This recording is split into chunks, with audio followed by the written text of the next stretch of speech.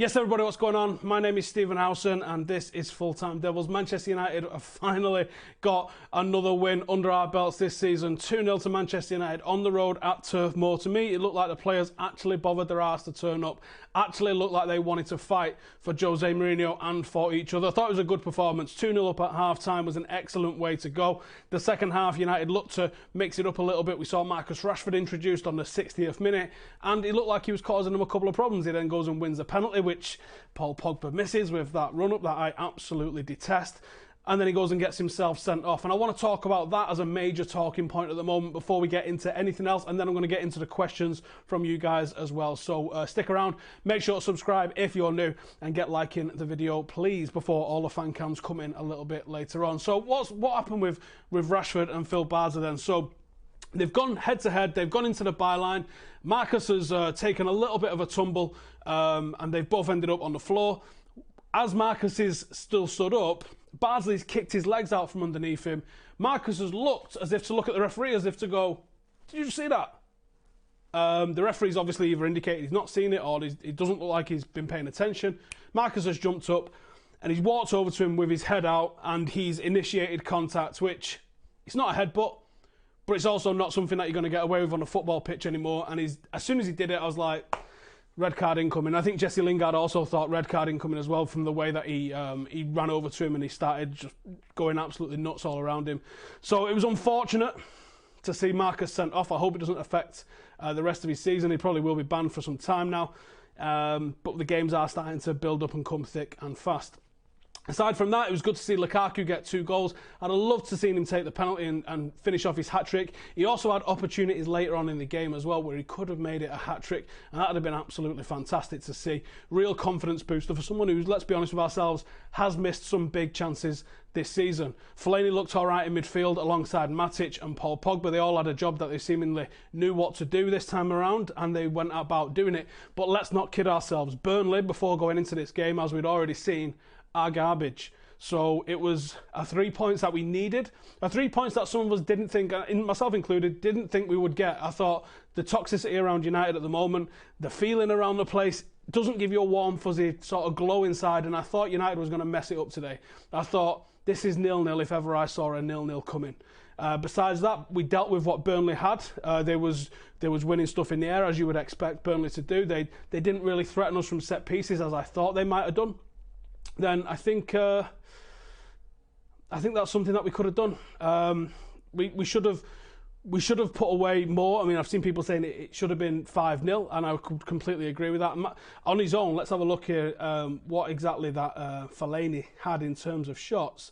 But I think he might have had enough to put them all away himself. There was some that he did have 5 attempts, 4 on target. I think it'd be safe to say that he should have got another one, especially went through one-on-one towards the end. Argument, it could have been a penalty, might not have been a penalty, but I thought there was enough there to get him that hat-trick that he was after.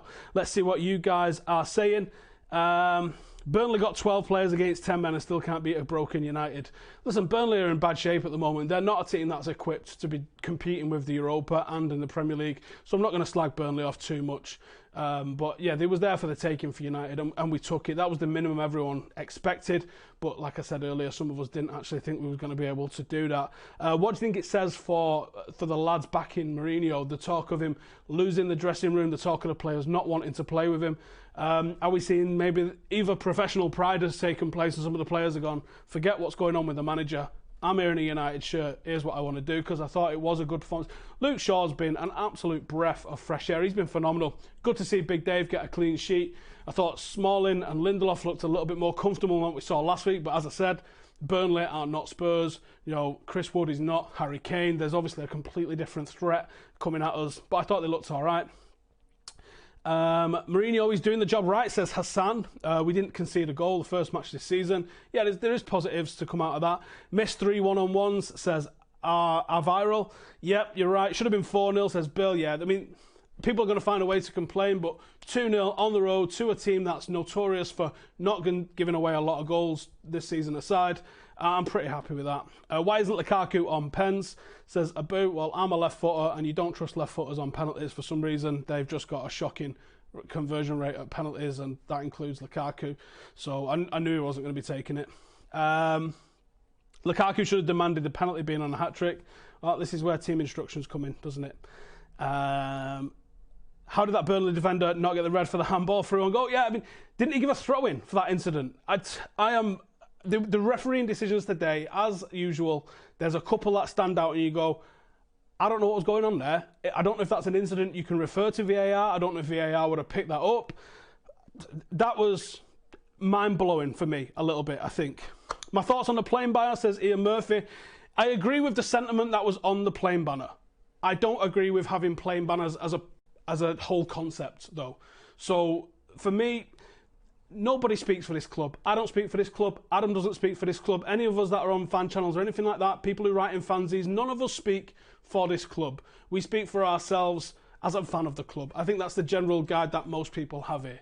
When someone does a plain banner like that, that's one person or a group of people taking the stand that they're going to talk on behalf of all of the club. We saw it with the guys from that United reel that did the Ronaldo one. Ronaldo come home.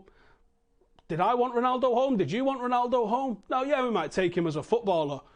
But flying it over a Real Madrid game, saying United, come home to Manchester United. For starters, that's someone taking it on that the board would want to sign him, that they've got the budget available to afford a guy like that's wages. I don't like the presumption that you're going to speak on everyone else's behalf. I don't like that. It's not something I would ever do, even though people do accuse me of saying that I'm a fan representative. I'm not, I'm just me. This is me. I talk for me, in my opinion. I don't ever fucking claim to speak on behalf of X, Y, and Z. Just me. So I'm not a fan of plain banners. I didn't think it was good with Moyes. I don't think it's good, even though I agree with the sentiment. But the truth is, Ed Woodward is got the most secure job at Manchester United, more secure than any of the players, more secure than Jose Mourinho, more secure than the kit man, the cleaners. He has got the most secure job at Old Trafford. Asking a plain banner to send him out, it's not going to happen. Pratik says we played good today, but could have scored a lot more, and that goal difference and got that goal difference to positive. Yeah, we've not quite made it yet, have we? Do I think the Rashford ban will give a chance to Marshall, says Hassan. It might do, my friend. I just don't know what the crack is with Jose Mourinho's personal feeling on him, especially with the board seemingly behind his back offering Marshall an extension on his contract. Should have had 2 more pens. We could have, Gaz. Absolutely, mate. Yep. Moo got his tactics spot on. 2 midfielders allowing Pogba license to stride forward. Great win, says Mahir. Yeah, I'm not usually a fan of Fellaini playing that sort of deeper role, but he did well in it today. If Valencia was half as good as Shaw in attack, would be a different prospect. It's almost like if we got some fullbacks, we'd be better, innit? Now, there was times today when I was looking at the game and I'm looking at the entire team being in that left-hand side of the pitch, the literal from like the penalty spot left, the whole team is in there, and you think that must be easy for people to mark. That must be easy for defenders to be able to pick up Lukaku or whoever's coming in the mix there, because there's just no room whatsoever. It's so tight, it's so compressed, it's so compact that it must be really difficult for us to get anything in there. We're on 150 likes and there's 2,000 people in here. Let's get to 500 likes. I believe in you guys. I know you can do it, so let's get it done. In what areas do I think we need to improve? I still think there's gameplay problems that we need. We need a variety in our attacks. Too often Manchester United try and come central. We look for the link-up play with Pogba, with Lingard, with Sanchez. We do it on the left-hand side, bringing Luke Shaw into it. And we try and do a little bit of quick play and find ourselves getting into the box. But it's not enough. We have to have variety. We need crosses coming in from the left. We need crosses coming in from the right. We need to be able to attack through the middle. We need to shoot from distance. We need to be a threat from set pieces. All of those are areas that United can improve upon that I think we will have to. Prayag says the banner will help put pressure on the board at least. I disagree. I think when they had the whole ground waving green and gold with Glazers out signs and the massive Love United Hate Glazer banners, if that didn't put pressure on, this isn't going to put pressure on. When do I think Dalot will play in the first team? So, Friday night I did go and watch the under-23s. It was Dalot's first game for Manchester United. He played at right back. And the first thing that struck me is I think he's 19 or 20. So this is the age group he should really technically be playing at alongside some of his counterparts. Obviously, we paid 20 million for him. So I think that's going to mean that people think he's a little bit better. And he was. He was definitely a level above those that he was playing with and around. He sort of had that cocky confidence that you would expect from someone that you've paid that sort of money for. He looked out of place in a really good way. That he was... Joe, sometimes you're the best kid in the area and you go and play with some kids that are younger than you. It was almost that kind of thing. So I don't think it'll be too long before we see Delo in the first team, whether that's just as a substitute, first choice, backup. I think it's a bit early to suggest that he's going to be the first choice fullback just yet, but I think that it was a very positive start. He's certainly not scared of going forward, but you've got to be realistic. Stoke aren't a very good side at under 23 level. He wasn't really put under too much pressure from a defensive point of view, so there's a lot to see from him just yet. Lingard is better than Mata, says Sufyan. I think Lingard offers you something completely different to Mata. The energy, the work rate. I was hoping he would hold his position on that right-hand side a little bit because, as I said a second ago, everybody that we put on those sides, Sanchez on the left, Mata or Lingard on the right-hand side, everybody likes to come into the middle and that's congested, and I think that's one of the issues that we've got, is there's just too many people in the middle. We have to spread it out a little bit, make some room for ourselves. Sanchez was substituted early. It looked like it was planned. For him to come off on the 60th minute exactly, I definitely think that was something that was planned either before the game or at half-time. Rohan says the fans cheering for Mourinho should be good enough to let Woodward know what the fans think playing banners are stupid. Obviously, the playing banner was aimed at Woodward, but I think you're right. I think it was good to see that. I mean, this happened at the game on Monday night as well, despite the defeat, and hence why Mourinho stood in front of the Stretford end and applauded the crowd back. There's obviously a feeling from those at the game that this is the man that probably is going to be the one that does the job. It's not a universal opinion, but I think there's a consensus at least at the game that you get behind a team. Pogba can be better, but good. Yeah, I think most people would agree with that one, to be honest. Do I like the pink kit? I do. What about Fosu Mensah if he comes back from loan? If he can play a full season at Fulham and put in the sort of performances that he's been doing so far this season, then yeah, I do think there's a very real chance that Timbo can be that guy. Souness looks fuming that United won, I am sure. Mourinho deserves the fans' backing, fair enough. Mata class sitting with the away fans, with the fans in the away end. I would, if I was in charge at the club, or if I had a small part to play somewhere at the club, I would make it that those that aren't in the matchday squad have to go and sit in with the fans. And I think that would keep the fans grounded, and I think it would build a really good relationship with the players and the fans. And I think more players will be willing to do it than you'd expect either as well. We're on 360 odd likes. We've got nearly 2,500 watching. Let's get it to 500. I know you guys can do it. I'm going to keep coming to the comments, see what you guys are saying. Where has Pereira gone, says Arian. Now, I think this is a really good question. I have no idea. He didn't travel with the squad. He is someone that I wouldn't mind seeing brought in on that right-hand side. He's got the pace, he's got the tricks, he's got the ability to put a cross in from the right-hand side. I think he could do us a decent job there. I was worried after the Brighton game that he might be scapegoated. Now he's been completely disappeared. I hope he's not been scapegoated for this. I hope he's not about to go out on loan again. I hope he sticks around and is a fringe member of the team this season, because that lad has got a hell of a bright future, and I hope it's at United. Chong to feature in the Carabao Cup game, says Jake. Well, Chong put in a great performance, but he was overshadowed by the birthday boy, Angel Gomez, on Friday night in the under-23s, who was unbelievable. It was almost unfair how Angel Gomez is, how good Angel Gomez is, and the boss was there. And he took the piss out of Charlie Adam as well, which is always good to see.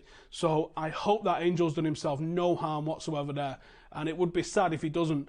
The difference is, whereas Fergie used to love playing the young players in the Carabao Cup, Jose goes, that's a title, as he likes to call it, and he goes with a pretty strong team. We've got Derby in about 2 weeks, I think, haven't we? I would love to see Angel feature in that game. Fellaini underrated for the contributions every time. I wouldn't say every time, but he was decent today, mate. With Rashford out, Pereira could come in and play on the left. We're not short of people to play on the left, are we, mate? So, you know, did we play 3-4-3 today? No, we played 4-3-3. Fellaini actually looked good today, says Jonathan. Jonathan says, of course he's been scapegoated. Jose is never going to blame himself. Stop hyping these young players, Doug. No, I won't, thank you. Phil Barsley is a piece of crap, says Lokesh. Fair play. Fellaini will be used until defence is sorted. It's not a bad... Yeah, that might be a reason, actually. He might have gone for height and strength in there. And, you know... yeah, not a bad shout. Purple Storm says, do you think we need to sign a prolific striker? We've got a prolific striker. It's called Romelu Lukaku. Google it. We should have had 3 pens, says Mr. Video Uploads. Yeah. Rashford out means Marshall might get some more playing time. I think might being the key word there. Right, I'm going to wrap it up here, but thank you guys for watching us. The fan cams are on the way, so keep it locked for those. But if you're interested in more of a analytical point of view, then I'm just waiting on the data to come through from Instat. You can join me on my channel over in about half an hour or so. I'll be going live with Abdul. We've got all of the data. So the fan cams will be out very soon, so keep it locked to those. But if you'd like to have a look at some stats and stuff, then head over to my channel and I will see you over there. Thank you guys for watching. Subscribe if you're new. Make sure to give that video a like. We are only 10 off 500. I think you guys can do it. And I'll see you in the next one. Laters.